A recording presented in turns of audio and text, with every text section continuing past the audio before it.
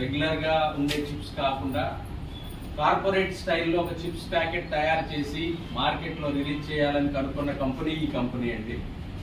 ఈ కంపెనీ పెప్సీకి ఈ లోగోని, uncle chips అనే ఒక లోగోని 360 కోట్ల రూపాయలకి అమ్మేసింది.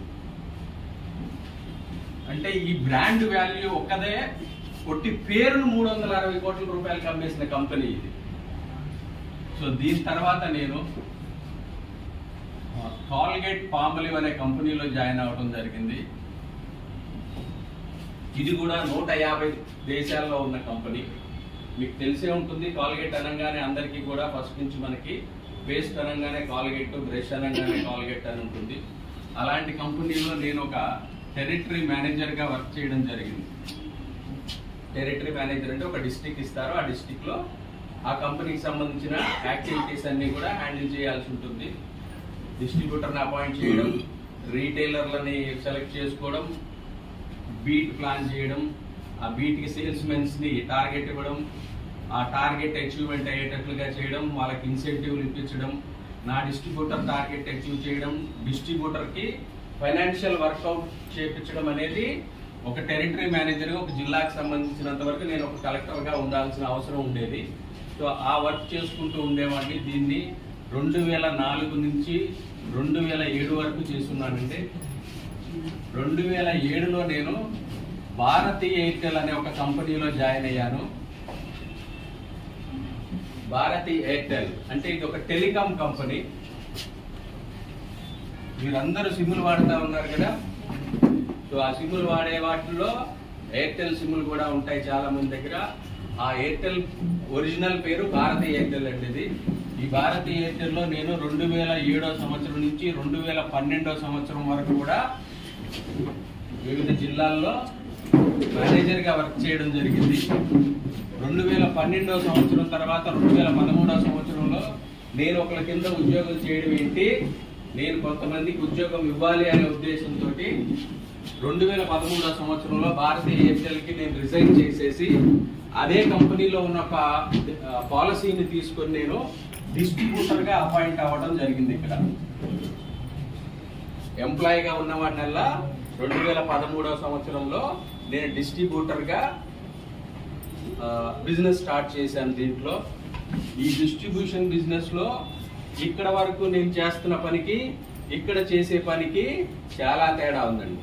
ఎలా అంటే నేను ఇంతకు ముందు టేబుల్ అవతల పక్కన ల్యాప్టాప్ పెట్టుకొని కంపెనీ వర్క్స్ చేసుకుంటా ఉండేవాడిని. ఎప్పుడైతే డిస్ట్రిబ్యూటర్ అయ్యానో టేబుల్ కి ఇటు పక్కకు వచ్చేసాను. నోట్లు లెక్క పెట్టుకోవడం, డీడీలు తీసుకోవడం, డిస్ట్రిబ్యూటర్ గా సేల్స్ టీమ్ని బీట్లకు పంపించడం, సాయంత్రానికి కలెక్షన్ చేసుకోవడం, మళ్ళీ రేపటికి బ్యాంకులో వేయడం, అలాంటివి జరుగుతూ ఉండేవి. దీని తర్వాత 2017 సంవత్సరంలో ఈ ఎయిర్టెల్ కంపెనీని వదిలేసి, ఎందుకు అని అంటే జియో వచ్చేసిన తర్వాత ఎయిర్టెల్ కంపెనీ కొంచెం రెవెన్యూ డౌన్ అయిపోయింది. దాంట్లో నా వైబిలిటీ అంటే సస్టైనబిలిటీ లేకపోవడం వల్ల నేను బజాజ్ ఎలక్ట్రికల్స్ అనే ఒక కంపెనీకి ప్రకాశం అండ్ గుంటూరు 2 జిల్లాలకు కూడా డిస్ట్రిబ్యూషన్ తీసుకోవడం జరిగింది. ఈ డిస్ట్రిబ్యూషన్ లో నా దగ్గర 0 వాట్ బల్బు దగ్గర నుంచి మైక్రో ఓవెన్స్ వరకు ఒక 450 రకాల వస్తువుల్ని నేను నా సేల్స్ టీమ్ ద్వారా ఒక 700 షాపులకి స్టాక్స్ సప్లై చేస్తా ఉండేవాళ్ళు. సో ఇక్కడ నేను ఇదంతా మీకు చెప్పడానికి కారణం ఏంటి అని అంటే, ఒక మనిషి ఏ పనులు చేశాడో దాన్ని బట్టేసి మనం అతనికి ఒక క్వాలిఫికేషన్ డిరైవ్ చేస్తాం. అంటే క్వాలిఫికేషన్ ని మనం కనుక్కోవడం జరుగుతూ ఉంటుంది. నేను ఇక్కడ ఇది అంతా చెప్పడం, నా పేరు రామకృష్ణ అండి, నేను ఒక బ్రౌన్స్ డైరెక్టర్ని, లేకపోతే ఒక సిల్వర్ డైరెక్టర్ని, ఒక గోల్డ్ డైరెక్టర్ని అని చెప్పేసి నాకు ఎంత వస్తుందని చెప్పి వెళ్ళిపోవడం అది కామన్. నేను ఇదంతా ఎందుకు చెప్పాను అని అంటే, నాకు ఒక క్వాలిఫికేషన్ ఉంది. సో ఈ క్వాలిఫికేషన్ లో ఇన్ని రకాల కంపెనీల్లో వర్క్ చేసిన తరువాత నేను వెస్టీస్ సెలెక్ట్ చేసుకున్నాను. సో ఈ వెస్టీస్ సెలెక్ట్ చేసుకోవడానికి ఇవేమి చిన్న కంపెనీలు కాదు. ఇలాంటి కంపెనీల్లో చేసిన ఎక్స్పీరియన్స్ తోటి ఒక మనిషి ఎంత నాలెడ్జ్ తీసుకుంటాడు, ఆ నాలెడ్జ్ తీసుకున్న తర్వాత వెస్టీజ్ సెలెక్ట్ చేసుకున్నాడు అంటే వెస్టీజ్ గొప్పతనం ఏంటో అర్థం చేసుకో. ఎంఎన్సి కంపెనీలు, మల్టీనేషనల్ కంపెనీలు, కార్పొరేట్ కంపెనీలు, ఒక్కొక్క కంపెనీలో నేను తీసుకున్న జీవితం దగ్గరగా 15 లక్షల రూపాయల వరకు నేను శాలరీ తీసుకున్నానండి ప్రయాణం. అంటే నెలకి 1,50,000 రూపాయి 2012వ సంవత్సరంలో నేను తీసుకున్న హైయెస్ట్ జీతం ఇది. అంటే ఇప్పటి వరకు ఉన్నట్లయితే నేను అదే కంపెనీలో పొజిషన్స్ లో జాబ్ రిజైన్ చేయకుండా నేను ఇప్పుడు 35 నుంచి 45 లక్షల రూపాయల జీతంలో ఉండేవాడిని. అంటే నా బ్రెయిన్ 35 నుంచి 45 లక్షల జీతం తీసుకునే కంపెనీలో పనిచేసే బ్రెయిన్ అని మీకు చెప్పాలనుకుంటున్నాను. నేను ఇక్కడ ఇన్ని కంపెనీల్లో చేసి వెస్టేజ్కి వచ్చాను కాబట్టి వెస్టేజ్ నా ఆలోచన ప్రకారం ఈ అన్ని కంపెనీల కన్నా కూడా వెస్టేజ్ చాలా గొప్ప కంపెనీ అనేది చెప్పాలనుకుంటున్నాను. Thank you. సో నా ఎక్స్పీరియన్స్ చెప్పాను. ఒక చిన్న స్టోరీ చెప్దాం అనుకుంటున్నానండి. ఈ ఎక్స్పీరియన్స్ అంతా బాగా జరిగింది నాకు.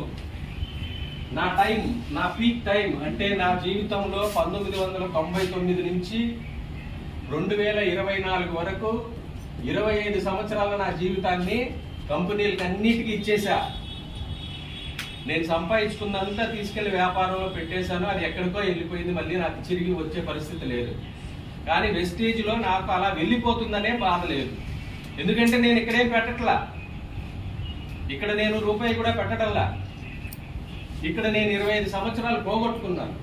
ఈ 25 సంవత్సరాలు పోగొట్టుకోవడం వల్ల నాకేం బాధ కలుగుతా ఉందనేది చెప్తున్నాను. ఈ టైం మనిషికి ఎంత ఇంపార్టెంట్. దీనికి నా దగ్గర ఒక చిన్న స్టోరీ ఉందండి. ఆ స్టోరీ ఏంటి అంటే, ఒక చిన్న దేశం లేదా ఒక రాజ్యం, ఆ రాజ్యంలో ప్రజలు రాజులని ఎన్నుకుంటా ఉండేవాళ్ళు. జనరల్ గా అయితే రాజరికంలో రాజులను ఎన్నుకోవడం జరగదు, కానీ ఆ దేశంలో ప్రజలు రాజుని ఎన్నుకుంటా ఉండేవాళ్ళు. ఎన్నుకున్న టైంలో రాజుకి 1 సంవత్సరం మాత్రమే టైం ఇచ్చేవాళ్ళండి.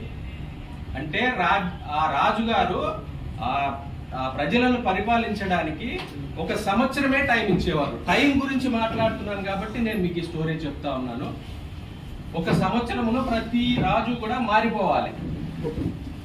ఆ మారిపోవడం కూడా ఎలా మారిపోయేవాడు అని అంటే, ఆయన టెన్యూర్ ఏదైతే 1 సంవత్సరం అయిపోయిందో ఆయనను తీసుకుని వెళ్ళి ఒక దీవిలో పడేసేవాళ్ళు. అక్కడ మనుషులు ఎవ్వరూ కూడా సంచరించేవాళ్ళు కాదు. ఎవరైతే రాజు అవుతారో ఆ రాజు ఆయన రాజరికం అయిపోగానే తీసుకెళ్లి ఒక దీవిలో వేసేస్తారు. అక్కడ ఏం జరుగుద్ది అనేది ప్రపంచంలో మానవుడికి తెలియదు. రాజుగారిని అలా తీసుకెళ్లి అక్కడ వేస్తారనేది కూడా మిగతా వాళ్ళకి ఎవరికి తెలియదు. రాజు అవుతున్నాను నేను అనుకుంటున్నాడు, కానీ వాళ్ళని తీసుకెళ్లి మళ్ళీ మనం ఎమ్మెల్యే అయిపోయిన తర్వాత వాళ్ళకి మంచి హౌస్ ఇస్తారు, కార్లు ఇస్తారు, అవన్నీ అనుకుంటాం కదా. రాజులను కూడా ఎవరైతే 1 సంవత్సరం ఉండేవాళ్ళో మమ్మల్ని తీసుకెళ్లి ఎక్కడో దగ్గర ఉంచేస్తున్నారు, అక్కడంతా మాకు చాలా మంచి ఫెసిలిటీస్ ఉంటాయి, రాజు అయిపోయిన తర్వాత మమ్మల్ని చాలా బాగా చూసుకుంటారు అనుకుంటా రాజ్యాన్ని పాలించిన తర్వాత ఆ 1 ఇయర్ కాగానే దిగిపోతా ఉండేవాళ్ళండి. అలా దిగిపోయిన రాజుని తీసుకెళ్లేసి ఒక దీవికి పంపించేసేవాళ్ళు. అక్కడ ఏం జరిగేది అనేది ఎవరికీ తెలియదు. ఇలా ఒక 10 సంవత్సరాలు గడిచిపోయింది. ఒకసారి ఒక పర్సన్ ని పిలిచారు, అతని పేరు ఆర్కే. ఆయనకి రాజరికం ఇచ్చారు, లేదా మీలో ఎవరో ఒకళ్ళు రాజు అయ్యారు. సో ఆయనకి ఆలోచన వచ్చిందండి, అసలు ఏం జరుగుతుందో తెలుసుకోవాలి, వెళ్ళిపోయిన రాజులందరూ ఏం చేస్తున్నారో తెలుసుకోవాలి అనేది. ఇప్పుడు నేను చెప్పిన టైం చూసారా, ఆ టైం ఇక్కడ పనిచేయడం మొదలు పెడతా ఉంది. ఆయనకి ఇచ్చిన 1 సంవత్సరాన్ని ఆయన ఎలా వాడుకున్నాడో చూడండి. ఫస్ట్ అసలు ఆయన ఈ 10 మంది రాజులు ఏమయ్యారో తెలుసుకోవాలనుకున్నాడు. వాళ్ళ దగ్గర సంవత్సరం తర్వాత నన్ను కూడా తీసుకెళ్లి అక్కడ పెడతారు కదా, అసలు అక్కడ ఏముంటది తెలుసుకోవాలనుకున్నాడు. ఈయన సీట్ లో కూర్చోగానే ఫస్ట్ ఆ దీవికి వెళ్ళాడు. వెళ్తూ ఆ రాజ్యంలో ఉన్న కొంతమంది భటుల్ని ఆ దీవికి తీసుకొని వెళ్ళడం జరిగింది.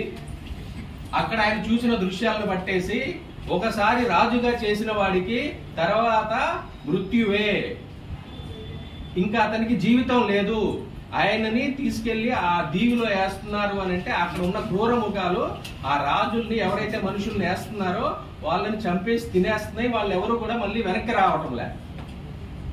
సో ఈయన ఏం చేశాడంటే, ఈ ఉన్న 1 సంవత్సరము ఏం చేయాలని టైంని ఆలోచించి అతను 1వ రోజు నుంచే కొంతమంది భటుల్ని అక్కడికి పంపించేసి అక్కడ ఉన్న క్రూర ముఖాలను కొన్ని బ్యాచ్లుగా విడదీసేసి అక్కడ ఉన్న క్రూర ముఖాలన్నింటినీ కూడా వేరే ప్లేస్ తీసుకెళ్లిపోండి అని చెప్పి అక్కడ ఉన్న సైన్యానికి ఆదేశించాడు ఆయన. సో ఏం జరిగింది అని అంటే ఆ సైనికులందరూ కూడా అక్కడ ఉన్న క్రూర మృగాలన్నింటినీ కూడా తీసేసి వేరే ప్లేస్ కి పంపించేశారు. అంటే ఒక్కడే ఉండడం వల్ల క్రూర మృగాలు వాళ్ళని తింటా ఉండేవి. ఇక్కడ భటులు సైన్యం ఉంటుంది కాబట్టి వాళ్ళు వేటాడేసి వాటిని తీసుకెళ్లి వేరే ప్లేస్ లో వదిలేసి ఇక్కడ అసలు ఏదైతే దీవికి వీళ్ళని తీసుకెళ్లిపోతారో 1 year తర్వాత రాజుల్ని ఆ దీవిలో క్రూర మృగాలే లేకుండా చేసుకున్నాడు ఫస్ట్.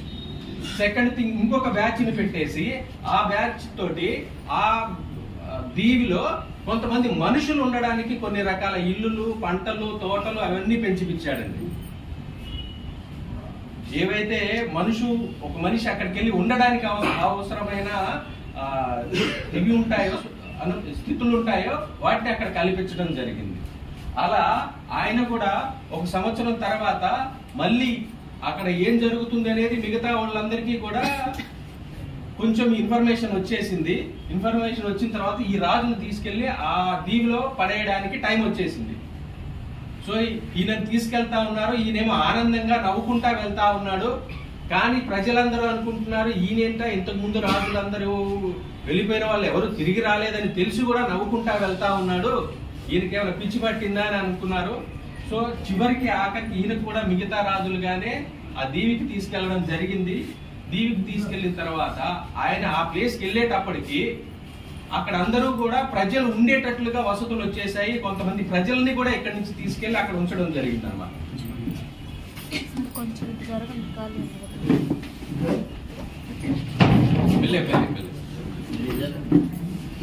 ఇక్కడి నుంచి రాజ్యంలో నుంచి కూడా కొంతమంది ప్రజలను తీసుకెళ్లి ఆ దీవిలో ఉంచడం జరిగింది.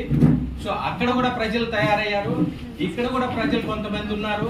ఇంతకు ముందు రాజులు ఎవరైతే అక్కడికి వెళ్ళి చనిపోవడం జరిగిందో వాళ్ళందరినీ పక్కన పెట్టేస్తే ఈ రాజు ఇక్కడ రాజ్యం ఏలిన రాజుని మళ్ళీ అక్కడికి పంపించిన తర్వాత కూడా అక్కడ ఒక రాజ్యాన్ని స్థాపించుకొని ఆయన మళ్ళీ ప్రజల్ని పాలించడం జరిగింది. సో ఇక్కడ ఏం చేశాడు అంటే ఇతను ఈయనకిచ్చిన 1 సంవత్సరం టైంని ఆయన ఎంత ఎఫెక్టివ్ గా వాడుకున్నాడు ముందు చూపుతోటి. ఇప్పుడు నేను 25 సంవత్సరాలు ఇక్కడ పనిచేశాను, కాలం వృధా చేశాను అనిపించింది. రాజుగారు ఇక్కడికి ఆయనకి ఇచ్చిన 1 సంవత్సరం టైంని ఆయన మళ్ళీ తర్వాత ఇంకొక 25 సంవత్సరాలు ఎలా బతకాలి అనేది ఆ రాజ్యంలో మళ్ళీ ఏర్పాటు చేసుకున్నాడు. ఈ 1 సంవత్సరాన్ని ఆయన బాగా యూజ్ చేసుకున్నాడు. సో నేను కూడా మనం ఇక్కడ చెప్పేది ఏంటంటే మనకి ఏదైతే గడిచిపోయిన ఈ కాలం ఉందో ఈ కాలం కాకుండా ఇప్పటి నుంచి మనకు ముందు ఫ్యూచర్ ని ఎలా చేసుకోవాలి అనేది మనకున్న టైంలో ఆలోచించుకోవాలి. ఈ మనకిచ్చిన టైంలో మనం ఆలోచించుకోకుండా టైంను వృధా చేసుకుంటే మనకి ఇంకొక 4 సంవత్సరాల తర్వాత 5 సంవత్సరాల తర్వాత ఇప్పుడు వెస్టేజ్ లో ఉన్నంత ఫెసిలిటీ ఒక 4-5 సంవత్సరాల తర్వాత ఉంటుందని మనం ఎక్స్పెక్ట్ చేయలేమండి. ఎందుకు అనంటే చాలా గ్రో అవుతున్న కంపెనీ, సంవత్సరానికి 15 to 20% గ్రో అవుతున్న కంపెనీ, 25 to 30% గ్రో అవుతున్న ఇండస్ట్రీ. యాజ్ ఎ ఇండస్ట్రీగా 25 నుంచి 30% డెవలప్ అవుతున్న ఇండస్ట్రీలు వేరే ఏవి కూడా లేవు. ఈవెన్ సాఫ్ట్వేర్ ఇండస్ట్రీ లేదు, ఆటోమొబైల్ ఇండస్ట్రీ లేదు, ఓన్లీ హెల్త్ ఇండస్ట్రీకి మాత్రమే ఉంది. ఆ హెల్త్ ఇండస్ట్రీలో మన ప్రోడక్ట్స్ ఉన్నాయి. ఆ ప్రోడక్ట్స్ ఉండడం వల్ల మనము కూడా ఈ 25 to 30% గ్రోత్ ఇండస్ట్రీలో ఉంటాము. సో మనకిచ్చిన టైంని 1 సంవత్సరం 2 సంవత్సరాలు ఏదైతే టైం ఉందో ఆ టైం కరెక్ట్ గా కనుక మనం యూటిలైజ్ చేసుకుంటే ఈ గ్రో అవుతున్న కంపెనీలో ఉన్నాం కాబట్టి మన లైఫ్ కూడా బాగా గ్రో అవుతుంది. సో అందరం కూడా ఇచ్చిన టైంని బాగా యూటిలైజ్ చేసుకొని మనం కెరియర్ లో ఏది అవుదాం అనుకుంటున్నామో 4 సంవత్సరాలు 5 సంవత్సరాల లాగా కాకుండా 1 సంవత్సరం 2 సంవత్సరాల్లోనే దాన్ని డిసైడ్ చేసేసి అంత ఫాస్ట్ గా మనం ఆ గ్రోత్ తీసుకోవాలని నా తరఫు నుంచి అందరినీ రిక్వెస్ట్ చేస్తా ఉన్నానండి. అందరూ కూడా కమిటెడ్ గా వర్క్ చేయండి, డెఫినెట్ గా ముందు చూపుతో వర్క్ చేయండి. మనం అనుకున్న లక్ష్యాలని ముందుగానే చేరొచ్చు. మనం అనుకున్న లక్ష్యాలని ఎక్కడున్నాయో ముందుగా మనం తెలుసుకోవాలి. ఆ లక్ష్యం వైపుగా మనం కనుక వెళ్ళగలిగితే అంటే మనం ఒక డిసైడ్ చేసుకోవాలి. ఆ డిసైడ్ ఏంటంటే మనం ఈ రోజు విజయవాడ వెళ్ళాలా, నెల్లూరు వెళ్ళాలా, గుంటూరు వెళ్ళాలా అనేది ఒక డిసైడ్ మనకు ఉందనుకోండి. అప్పుడు తర్వాత ఆలోచిస్తాం బస్సు ఎక్కి వెళ్ళాలా, ఫ్లైట్ ఎక్కి వెళ్ళాలా, లేకపోతే సైకిల్ వేసుకొని వెళ్ళాలా అని చెప్పేసి. సో ముందు డిసైడ్ కండి, మనం 2 years లో కావాలా 1 year లో కావాలా, దాని ప్రకారం మనం ముందుకెళ్ళొచ్చు అనేది, ఒక మనిషి అనుకున్నది సాధిస్తాడనేది బిలీవ్ చేస్తా ఉన్నాను. Thank you very much. నేను కూడా ఈ కంపెనీలో చాలా ఫ్లైట్లు ఎక్కాలి, ఫ్లాట్లు కొనాలి అని రాలేదండి. ఎందుకు అనంటే నాది ఆల్రెడీ ఒక పాస్పోర్ట్ ఫిల్ అయిపోయింది. అంటే నేను ఒక 12 నుంచి 15 దేశాలు వెళ్ళొచ్చాను. ఒక్కొక్కరిది ఒక్కొక్క లైఫ్ స్టైల్, అంటే ఒక్కొక్కరు ఒక్కొక్క రకంగా ఆలోచిస్తూ ఉంటారు. ఆ ఆలోచించే విధానంలో మనం వెళ్ళే ఫాస్ట్నెస్ తెలుస్తూ ఉంది. సో అందరూ కూడా ముందు ఎలా ఆలోచించాలనేది డిరైవ్ చేసుకోండి, దాని ప్రకారం మనం ముందుకెళ్ళొచ్చు. Thank you very much.